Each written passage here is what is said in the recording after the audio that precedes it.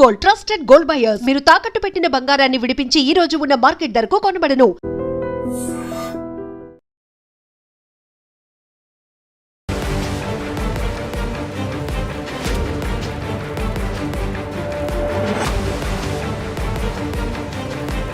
నమస్కారం, welcome to I dream.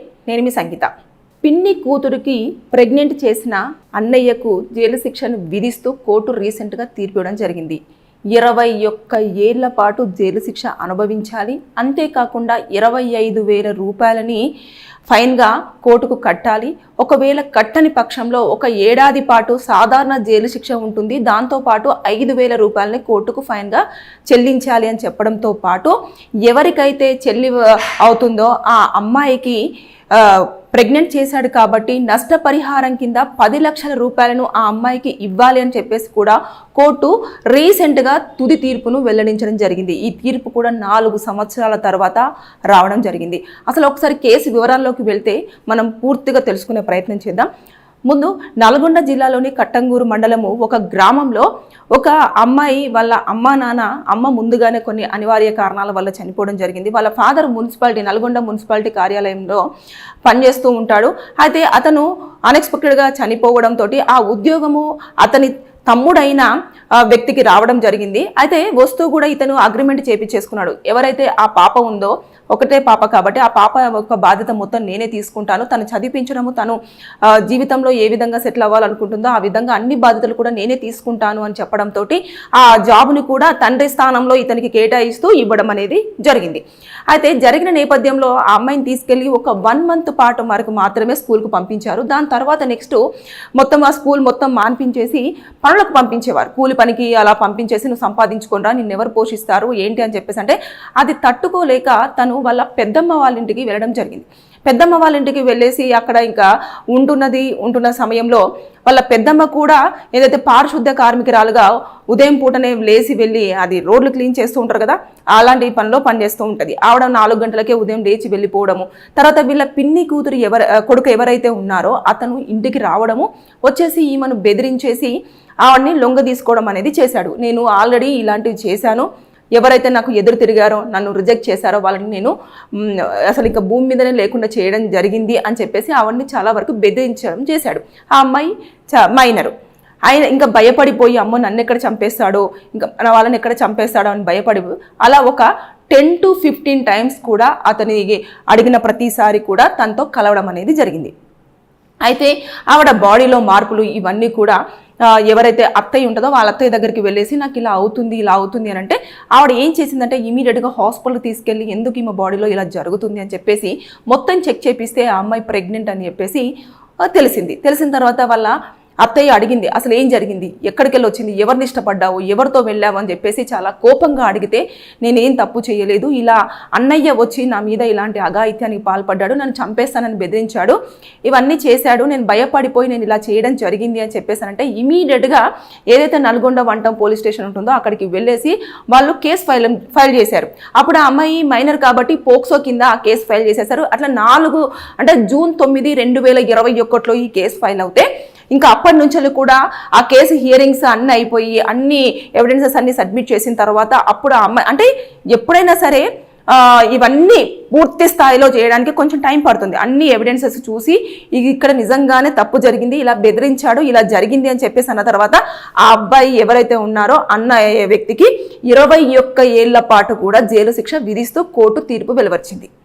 అంటే చాలామంది అనుకుంటారు కదా నేను చేస్తే తప్పు ఏం కాదు, బెయిల్ మీద బయటికి రావచ్చు, నన్ను ఎవరు ఏం చేయలేరు, ఈ కేసు ప్రూవ్ అవ్వడానికి చాలా టైం పడుతుంది, అప్పటి వరకు ఏదో ఇంకా చూసుకుందాంలే అని చెప్పేసి అన్నట్టు ఇంకా కొన్ని తప్పులు చేస్తూనే వస్తూ ఉంటారు. కానీ ఇక్కడ ఏంటంటే ఎవిడెన్సెస్ ప్రాపర్గా ఉండి అన్ని ఖచ్చితంగా కనుక మనం కోర్టులో ప్రొడ్యూస్ చేసినట్టయితే ఇమీడియట్గా 4 సంవత్సరాల్లోనే పోక్సో కింద అతనికి శిక్ష పడింది అంటే మామూలు విషయం కాదు. అంటే ఎవిడెన్సెస్ అన్ని ఎంత క్లియర్గా ఉన్నాయి, ఆ పాప చెప్పిన మాటలు కానివ్వండి, ఆ పాప దగ్గర తీసుకున్న స్టేట్మెంట్ కానివ్వండి, అదేవిధంగా ఆవిడ ఏదైతే మెడికల్ రిపోర్ట్ ఉంటుందో ఆ రిపోర్ట్ కానివ్వండి, చుట్టుపక్కల ఉన్న వాళ్ళు కూడా ఈ అబ్బాయితో చూసామని చెప్పడం కానివ్వండి, ఆ అబ్బాయి చెప్పిన దానికి ఇవన్నీ కూడా మొత్తం చూసేసి షార్ట్ షీట్లో ఏం రాశారు, ఎంతమందిని ఇన్వాల్వ్ చేశారు ఏంటిది అని చెప్పేసి అన్న తర్వాతనే ఇవన్నీ కూడా కోర్టులో ప్రొడ్యూస్ చేస్తారు. అప్పుడు కోర్టుకు నిందితులను పిలుస్తారు, పిలిచిన తర్వాత రిమాండ్కి పంపిస్తారు, రిమాండ్కి పంపించిన తర్వాత వాళ్ళు బెయిల్ అప్లై చేసుకుంటారు. కొన్ని కేసులలో కేసులలో పోక్సోలో బెయిల్ అనేది ఛాన్సెస్ ఉండదు. అండ్ ఇందులో ఈ కేసులలో పోక్సోలో ఖచ్చితంగా కూడా చాలా వరకు కూడా కాంప్రమైజింగ్ అనేది ససేమీరా అది మాత్రం ఉండదు. చాలామంది గమనించాల్సిన విషయం. ఇప్పుడు చాలామంది ఏం చేస్తారు అంటే మేము కూర్చొని సెటిల్మెంట్ చేసుకుంటాము, లేదంటే ఆ అమ్మాయినే పెళ్లి చేసుకుంటాము, ఆ అమ్మాయితో జీవితం గడుపుతాము, ఈ కేసులు వాపస్ తీసుకోండి అంటే పెట్టేంత వరకు మాత్రమే ఆ అమ్మాయి చేతిలో ఉంటుంది. మైనర్ ఎవరైతే ఉంటారో ఆ అమ్మాయి పాప చేతిలోనే. ఎప్పుడైతే కోర్టు వరకు కేసు వెళ్తుందో అప్పుడంతా కోర్టు చేతుల్లోనే ఉంటుంది. దాంట్లో చాలా క్లియర్గా మెన్షన్ చేసి ఉంటుంది. బోత్ సైడ్ పార్టీస్ ఒకవేళ ఒప్పందంతో వచ్చేసి మేమిద్దరం కాంప్రమైజ్ అవుతాము, ఈ కేసును విత్డ్రా చేయండి అన్నా కూడా అక్కడ కాంప్రమైజింగ్కి ఆప్షన్ లేదు అని చెప్పి చాలా క్లియర్గా కూడా ఆ సెక్షన్లో పొందుపరచడం అనేది ఉంటూ ఉంది.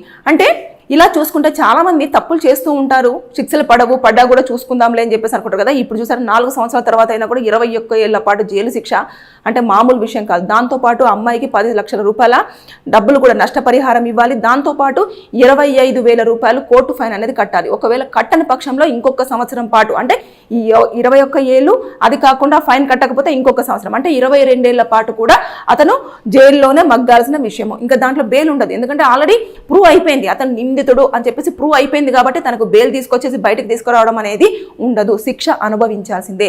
ఇంకా అతని జీవితం అంతా కూడా జైల్లోనే గడపాల్సిందే. ఇలాంటివన్నీ ఉంటాయి. నేను చెప్తూనే ఉన్నాను. అంటే మనకు ఎప్పుడైనా ఇన్సిడెంట్ జరుగుతుందో ఆ ఇన్సిడెంట్ జరిగినప్పుడు మాత్రమే బయటికి చూపిస్తున్నారు. తర్వాత ఏం జరుగుతుంది, ఆర్డర్స్ ఏమొస్తున్నాయి, ఎన్ని ఇయర్స్ పాటు శిక్ష పడుతుంది అనేది మాత్రం ఎవరు ఫాలో అవ్వట్లేదు. అవుతే తెలుస్తుంది. ఇప్పుడు కనుక ఆ అబ్బాయిని కనుక మీరు ఎవరైనా వెళ్ళి కనుక్కుంటే నేను అనవసరంగా ఆవేశంలో చేశాను, నేను ఈ వీడియోస్ చూశాను, ఆ వీడియో చూశాను, నేను తట్టుకోలేకపోయాను, ఇలా చేశాను, అలా చేశాను, అమ్మాయిని బెదిరించానని చెప్పేసి పశ్చాత్తాపంతో చెప్పిన మాటలు బోలెడు ఉంటాయి. అంటే ఆ క్షణంలో చేసేస్తారు. ఏదో లొంగపరుచుకోవడానికో లేకపోతే నెక్స్ట్ బెదిరించడానికో లేకపోతే ఏదో ఒకటి చేయడానికి తన కోరికను తీర్చుకోవడానికి. తర్వాత నెక్స్ట్ రియలైజేషన్ వచ్చినా కూడా అప్పటికి శిక్షలు అనేవి పడిపోతాయి. ఇంకా దాన్ని మనం కరెక్షన్ చేసుకోవడానికి ఛాన్సే ఉండదు. ఇవన్నీ కూడా ఎవరు గమనించకుండా ఇష్టానుసారంగా ఇష్టం వచ్చినట్టు వావి వరుసలు మర్చిపోయి మరి వారితో ఇల్లీగల్ ఎఫ్ఐఆర్ పెట్టుకోవడంతో పాటు ఇంకా కొంతమంది అయితే బెదిరించి ఇలాగే నేను ఆల్రెడీ హత్య చేశాను, ఒప్పుకోకపోతే నాకు ఇదంతా కామను, నేను ఎవరన్నా రమ్మంటే రావాల్సిందే నా దగ్గరికి అని చెప్పేసి ప్రలోభ పెట్టి బెదిరించి చిన్నపిల్లలతో ఇలా కనుక మీరు వారి జీవితాలతో ఆడుకున్నట్లయితే కోర్టు చూస్తూ ఊరుకుండే ప్రసక్తే లేదు. ఇలా ఎన్ని సంవత్సరాలైనా సరే మీరు జైల్లో జీవితం గడపాల్సిందే. శిక్షలు అలాగే ఉంటాయి. అది ఒకసారి అబ్జర్వ్ చేయాలి.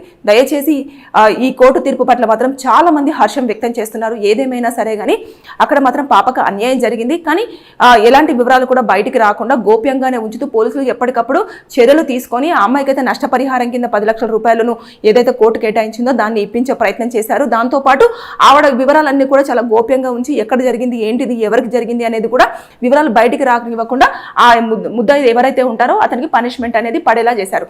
సో ఈ విషయంలో మాత్రం చాలా హర్షించదగ్గ విషయమే అని చెప్పేసి ఎవరైతే పాపకు సంబంధించిన మేనత్త కానివ్వండి, పెద్దమ్మ కానివ్వండి, వీళ్ళందరూ కూడా చాలా హర్షం వ్యక్తం చేశారు. పిన్ని కూడా వాళ్ళ కొడుకును చాలా వరకు తీవ్రంగా ఖండిస్తూ వచ్చింది. నాకు తెలియదు, అసలు ఇలాంటి ఘోరం జరుగుతుందని నాకు తెలియదు, నేను అసలు పాపను పట్టించుకోలేకపోయానని చెప్పేసి ఇప్పుడు పశ్చాత్తాపడుతుంది. అదంతా కాదు, వాళ్ళు కూడా కొంచెం శిక్ష అనుభవించాల్సి తప్పదు. ఎందుకనంటే కానీ ఇక్కడ మాత్రం ఛార్జ్షీట్లో ఆ అమ్మాయి చెప్పలేదు కాబట్టి వారికి ఎలాంటి శిక్షలు లేకుండా పడలేదు. ఒకవేళ చెప్పి ఉండేది ఉంటే బాబాయికి తెలుసు, పిన్నికి తెలుసు అని చెప్పేసి కనుక ఒక మాట చెప్పి ఉండేది ఉంటే వాళ్ళకు కూడా శిక్షలు పడే అవకాశం ఉండేది. కానీ అక్కడ కేవలం అన్నయ్య ఎవరైతారో ఆ అన్నయ్య గురించి చెప్పింది, అతను భయపెడిచిన మాటలు చెప్పింది, అతను లొంగపరుచుకున్న విషయాన్ని చెప్పింది. కాబట్టి అక్కడ ఎవరైతే మెయిన్ పర్సన్ ఉంటారో ఆ పర్సన్ని మాత్రమే A1 గా చూపించేస్తూ ఛార్జ్షీట్ ప్రిపేర్ చేసేసి కోర్టులో ప్రొడ్యూస్ చేయడం అనేది జరిగింది. సో చట్టాలు ఊరికేనే ఉండవు, ఖచ్చితంగా పనిష్మెంట్ చేస్తూనే ఉంటాయి. ఈ వీడియో త్రూ చాలా మందికి కొంచెమైన విషయం అర్థమై ఉంటుంది అనుకుంటున్నా. వావి వరుసలు మర్చిపోతున్నారు కాబట్టి పిల్లల్ని జాగ్రత్తగా చూసుకోవాల్సిన అవసరం తల్లిదండ్రులకి, అదేవిధంగా చుట్టాలు వాళ్ళు వీళ్ళని పంపించే ప్రసక్తి మాత్రం చెయ్యొద్దు దయచేసి. ఒకవేళ వెళ్ళినా కూడా మీరు కూడా వాళ్ళతో పాటు వెళ్ళండి, 1 గంట 2 గంటలు ఉండండి, తర్వాత తీసుకొని రండి.